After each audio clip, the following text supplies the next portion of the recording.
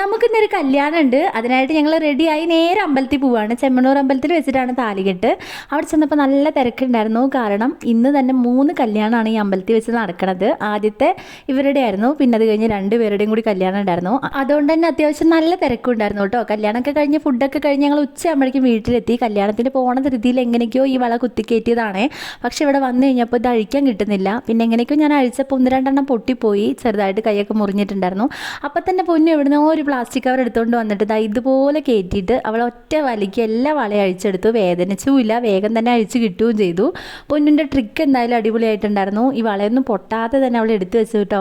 അവൾക്കും എനിക്കും കൂടി ഒരേ അളവാണ്. അപ്പോൾ ഞങ്ങൾ ഒരുമിച്ച് വള വാങ്ങി ഒരു സ്റ്റാൻഡിൽ ഇട്ട് വയ്ക്കുകയാണ് ചെയ്യുക. അതുകൊണ്ട് അവൾ കഷ്ടപ്പെട്ട് എങ്ങനെയൊക്കെയോ അവളുടെ വള സേഫായിട്ട് അഴിച്ചു വെച്ചു. അവളുടെ വള ഞാൻ മാറ്റി മാറ്റി ഇടാറുണ്ട് കേട്ടോ. പിന്നെ പ്രത്യേകിച്ച് കുപ്പിവള എനിക്ക് ഭയങ്കര ഇഷ്ടമാണ്. അപ്പോൾ ഇങ്ങനത്തെ ട്രിക്ക് ഉപയോഗിച്ച് അഴിച്ചു കഴിഞ്ഞാൽ വേഗം തന്നെ നമുക്ക് വള അഴിക്കാനായിട്ട് കിട്ടും. അപ്പോൾ ഇത്രയുള്ളൂ ഇന്നത്തെ വീഡിയോ. ബൈ.